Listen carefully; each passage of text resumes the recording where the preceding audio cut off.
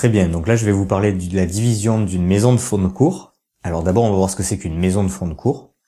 C'est un achat que j'ai fait en 2007, donc c'était un immeuble qui donne sur rue, avec 2 appartements à l'intérieur, un T2 et un T3, et on passe par un petit couloir, puis par une cour, pour rejoindre une autre cour avec une maison, donc dite maison de fonds de cours, sur 2 niveaux.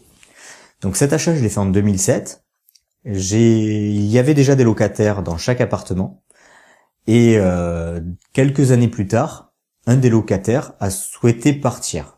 En tout cas, montrer des signes comme quoi il n'avait pas forcément envie de rester plus longtemps. Donc ça a été l'occasion pour moi de mettre cette maison en fond de cours en vente. Et du coup, j'ai fait venir un géomètre pour faire la division et la séparation.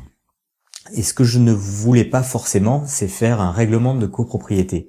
Parce que c'était pas forcément à mon avantage. Mon avantage, quand on a la main sur un immeuble, qu'on a le contrôle de l'immeuble, c'est toujours plus intéressant de garder cette main pour pouvoir faire ce qu'on veut. Pourquoi ? Et parce que quand vous avez un immeuble, vous voulez refaire des travaux, la cage d'escalier, la toiture. D'ailleurs, ça a été le cas quelques années plus tard. J'ai refait la cage d'escalier à l'intérieur. Et si vous êtes seul propriétaire, vous décidez des travaux que vous allez réaliser et vous les réalisez comme vous le souhaitez. Si cette vidéo vous a plu, je vous conseille de cliquer sur le lien qui se trouve juste en dessous. Ça vous permettra de pouvoir avoir accès à une formation complète sur la négociation et du coup pouvoir faire des économies sur votre prochain achat immobilier.